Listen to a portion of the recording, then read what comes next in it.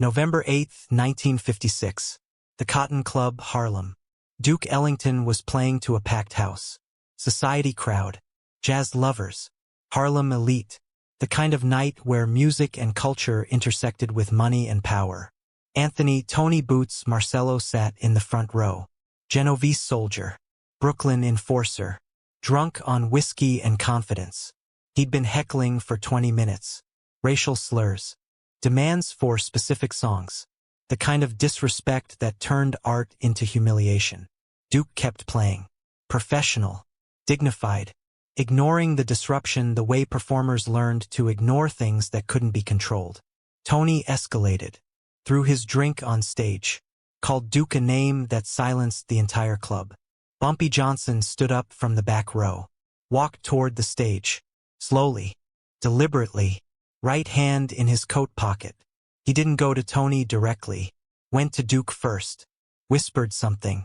Duke nodded. Stepped off stage. Left through the side door. Then Bumpy turned to Tony. Pulled his hand from his pocket. Not a gun. A straight razor. The kind barbers used. The kind that required skill to use without killing. What happened in the next 5 minutes didn't just end Tony's night. It ended his face.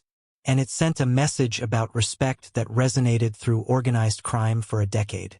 The Cotton Club in 1956 wasn't the original Cotton Club from the 20s. Different location, different ownership, but the same cultural significance. Where Harlem's artistic excellence met downtown's money. Where black performers created art for mixed audiences who didn't always respect the artists. Duke Ellington was royalty. Not street royalty. Cultural royalty. He'd been performing for 30 years. Had taken jazz from nightclubs to concert halls. Had proven that black music was American music. That artistic excellence transcended racial boundaries even when social equality didn't. He commanded respect through achievement. Through decades of work. Through music that changed culture. But respect earned through excellence was different from respect enforced through power. Anthony Marcello represented a different kind of structure. Genovese family soldier. Street enforcer. The kind of man who used intimidation and violence to maintain position. He operated in Brooklyn primarily. Came to Harlem occasionally. Usually for business with the Italian families who still controlled some Harlem operations. But Tony had a problem. He drank. When he drank, he became mean. When he became mean, he forgot where he was and who deserved respect. This had caused problems before. Warnings had been issued. By his own family. By other families. By people who understood that certain behaviors attracted attention that harmed everyone's business. Tony ignored those warnings. Thought his position protected him. Thought being Genovese meant he could act however he wanted wherever he wanted. This was the miscalculation that cost him his face. Bumpy Johnson's relationship with Duke Ellington wasn't close friendship. Was mutual respect. Both men had achieved significance in their fields. Both understood excellence. Both navigated worlds that didn't always value what they brought to them. Bumpy attended Duke's performances regularly. Not every show, but regularly enough that Duke recognized him. They'd spoken occasionally. Brief conversations. Professional courtesy. The kind of relationship built on mutual understanding rather than personal intimacy. This respect mattered. Because respect in Bumpy's framework wasn't just personal. Was structural. Duke represented something important. Not just as an individual. As a symbol of what Harlem's cultural excellence meant. As proof that black artistry commanded global respect even when local respect had to be fought for. When Tony threw his drink on Duke's stage, he wasn't just disrespecting one man. He was disrespecting what that man represented. Was demonstrating that Italian mobsters could humiliate Harlem's cultural royalty without consequence. Was testing whether Harlem would protect its own excellence or accept degradation. Bumpy understood this immediately. This wasn't about Duke personally. Was about what message got sent if Duke could be humiliated publicly in Harlem's most significant venue without response. The straight razor was deliberate choice. Not a gun. Guns killed. Death was absolute but brief. The razor did something different. Left permanent marks. Left visible reminder of consequence. Left message that everyone could see every time they looked at the person who'd crossed the line. Bumpy carried a straight razor for specific situations. Situations where the message needed to be delivered in scar tissue rather than obituaries. Where the person needed to live with their mistake rather than die from it. Where everyone who saw them afterward would know exactly what they'd done and what it had cost. This was that situation. The first 20 minutes of Duke's set went perfectly. The orchestra was tight. The crowd was engaged. The music flowed. This was Duke Ellington at his best. Complete control of tempo, dynamics, audience attention. Tony Marcello arrived during the third song. Loud entrance. Drew attention. Demanded a front row table even though the front row was fully reserved. The staff accommodated him.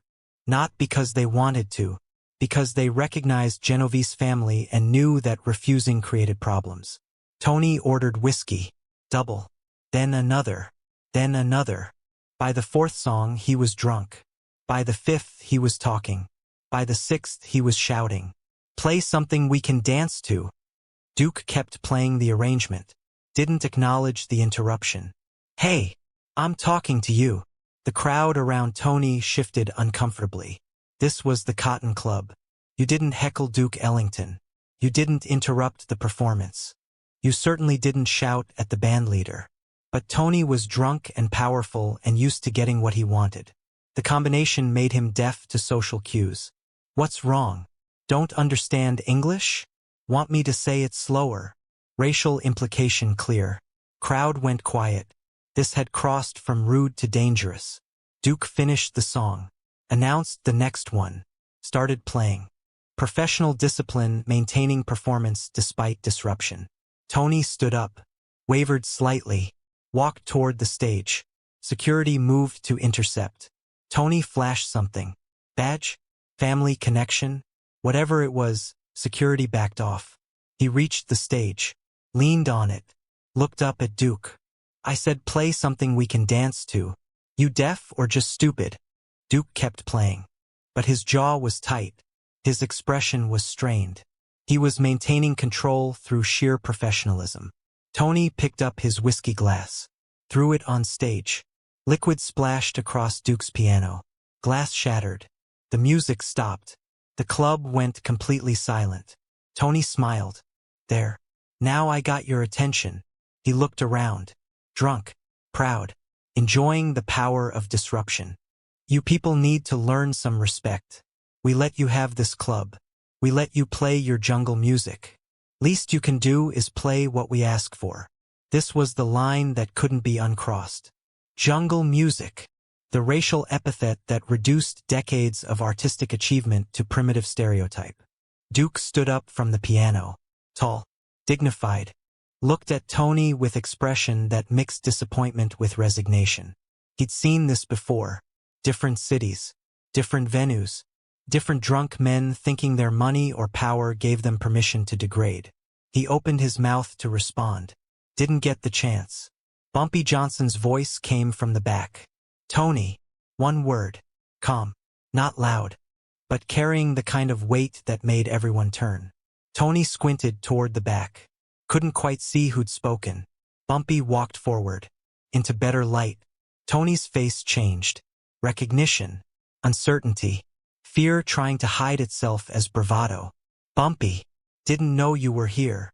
I'm always here when Duke plays. Bumpy kept walking. Steady pace. Not rushing. Not hesitating. He reached Duke. Stood beside the stage. Looked up at him. Go backstage. Wait there. Duke hesitated. He didn't need protection. Didn't want to be the cause of violence. Didn't want his performance to become about anything other than music. Trust me, Bumpy said quietly. Duke nodded. Walked off stage. The orchestra followed. Within seconds, the stage was empty. Just Tony and Bumpy and a silent room full of witnesses. Tony tried to recover his bravado. Look, Bumpy, I was just having some fun. No disrespect to you. This is between me and... You threw a drink on Duke Ellington's stage. You called his music jungle music. You disrespected Harlem's greatest artist in Harlem's most significant venue. Tony waved dismissively. I'm drunk. I'll apologize tomorrow. It's not that serious. It's more serious than you understand. Bumpy's hand went to his coat pocket. Tony tensed. Gun was the assumption. Gun was what mobsters pulled from pockets. What came out was different. The straight razor. Closed. Silver handle catching the light. Tony's eyes widened. Whoa, let's talk about this. I said I'll apologize. I know you will. Bumpy opened the razor. Slow. Deliberate. The blade caught the light. But apologies without consequence are just words. Tony backed up. Bumped into a table. Chairs scattered. The crowd had already moved away. Created a circle. Not running. Watching. Understanding they were witnessing justice being delivered in the only language that mattered in this context. Bumpy. I'm Genovese family. You touch me, you start a war. No war. Just a lesson. Bumpy kept walking forward. Calm. Certain. Your family will understand. Might even thank me for teaching you something they've been trying to teach for years. Tony looked around for help. Security was gone. Other patrons weren't moving. No one was calling police.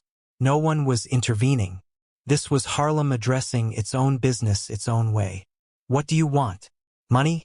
I can pay for the disruption. I can? I want you to understand that respect isn't optional in Harlem. That Duke Ellington isn't someone you humiliate. That jungle music built culture while you were still collecting protection money from bakeries. Tony reached for something. Belt. Gun maybe. Bumpy closed the distance. Fast. Faster than anyone expected from a man his age. The razor moved. Not wild. Not frenzied.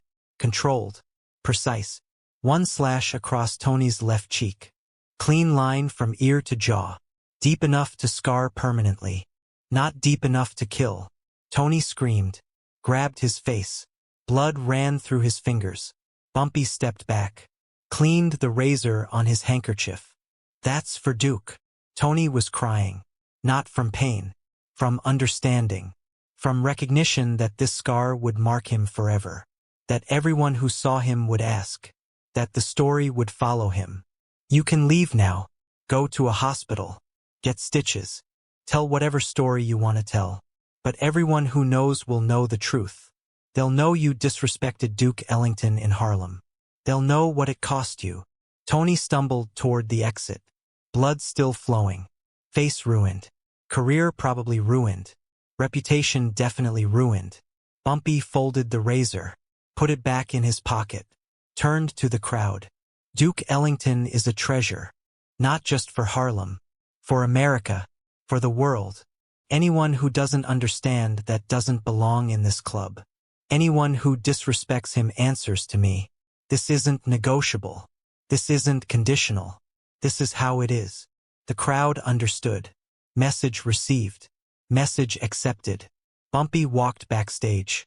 Found Duke in the dressing room. Sitting. Processing. Shaken but composed. It's handled. Duke looked at him. I know you didn't need me to do that, but I needed to do it. For different reasons than you might think. Duke waited. Bumpy sat down. Rare moment of explanation. You represent something. Not just your music. Your excellence. Your proof that we can achieve greatness in any field.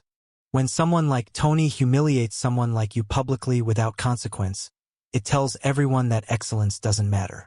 That achievement doesn't command respect. That power is all that matters. And you couldn't let that message stand. Couldn't let it stand. Not here. Not in Harlem. Not when you're performing. Duke nodded slowly. What happened to him? Nothing fatal. But permanent. He'll carry the reminder. Everyone who sees him will know. He'll never disrespect another artist. And other mobsters will think twice before pulling similar stunts. Thank you. Duke's voice was quiet. Genuine. Don't thank me. Just keep playing. Keep showing the world what Harlem's excellence looks like.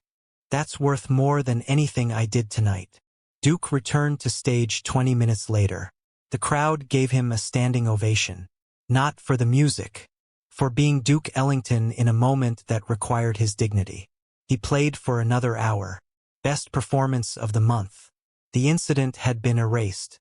The message had been sent. The evening continued as it should have continued from the beginning. Bumpy left before the encore. His work was done. The message was delivered. The consequence was permanent. Anthony "Tony Boots" Marcello received 47 stitches. The scar ran from his left ear to his jaw. Thick, visible, permanent. He told the hospital it was a car accident. Told his family it was a mugging. Told his friends it was business dispute. Everyone knew the real story within 48 hours. Harlem's grapevine was efficient. The Genovese family didn't retaliate, didn't protest, didn't demand satisfaction. They understood what Tony had done, understood why Bumpy had responded, understood that Tony had created the situation through his own stupidity. Instead, they pulled Tony from street operations, gave him desk work, kept him away from public-facing situations where his scar would generate questions and stories, essentially demoted him for embarrassing the family. Tony wore the scar for the rest of his life. Died in 1979. Heart attack. Age 61. Even his obituary mentioned the scar. Everyone who knew him knew the story. Knew he'd disrespected Duke Ellington. Knew what it had cost. Duke Ellington never spoke publicly about the incident. Continued performing at the Cotton Club regularly. Never had another disruption. Never faced another heckler. The message had been so thoroughly delivered that even drunk patrons understood the boundaries. Years later, a journalist asked Duke about difficult performances, about dealing with racist audiences, about moments where dignity was tested. Duke's answer was diplomatic. You encounter ignorance sometimes, but Harlem has ways of educating people. That was as close as he came to acknowledging what happened that night. Bumpy's straight razor became legendary, not just for this incident, for others, for the message it sent about consequences and permanence and visible reminders, for the understanding that some lessons needed to be written in scar tissue. Other Italian mobsters learned, adjusted their behavior in Harlem venues, showed respect to performers, understood that cultural excellence commanded protection even when social equality lagged behind. The Cotton Club specifically became known as untouchable territory. What happened there reflected on Harlem's dignity. The incident changed something subtle but significant. Harlem's cultural institutions gained protection that extended beyond business arrangements. Artists gained status that commanded respect from people who didn't respect much else. Excellence became currency that even criminals had to honor. This didn't solve racism, didn't end discrimination, didn't create equality, but it created boundaries, created understanding that certain things carried consequence, created fear where respect didn't naturally exist. Tony Marcello's face became a teaching tool. Mobsters would point to his scar, tell the story, explain why you didn't disrespect Harlem's cultural icons. The lesson was visceral, visible, impossible to ignore. When Bumpy died in 1968, Duke attended the funeral, sat quietly in the back, didn't speak, didn't make himself visible, just paid respects.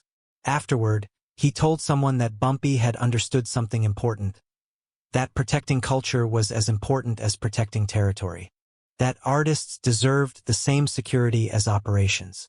The straight razor itself, kept by Bumpy until his death. After that, its location became unclear. Some said his family kept it. Some said it was given to someone significant. Some said it disappeared. What mattered wasn't the object, was what it represented. The willingness to deliver permanent consequences. The understanding that some disrespect couldn't be tolerated. The commitment to protecting excellence even when violence was required. Tony Marcello lived 46 more years after that night. Every day he saw the scar. Every day he remembered. Every day he understood the cost of humiliating Duke Ellington. That was the lesson. That was the message. That was the consequence that resonated beyond just him. Some lessons are taught through words. Some through economic pressure. Some through social exclusion. some through permanent physical reminders that everyone can see. Tony Marcello's face taught for decades. The scar was curriculum. The story was education. The permanent marking was demonstration that certain lines, once crossed, carried consequences that couldn't be undone. Duke Ellington died in 1974. Legendary status secured. Legacy permanent. Cultural impact immeasurable. When people eulogized him, they mentioned his music, his innovations, his contributions to American culture. They didn't mention that November night in 1956. Didn't mention Bumpy Johnson or Tony Marcello or straight razors or scars. But people who knew that Duke's dignity had been protected, knew that Harlem's excellence had been defended, knew that consequences had been delivered. That's how power worked in systems where legal frameworks didn't protect cultural value, where artists needed different kinds of security, where excellence required enforcement. One mobster tried to humiliate Duke Ellington. Bumpy Johnson showed him the razor. The scar lasted a lifetime. The message lasted longer.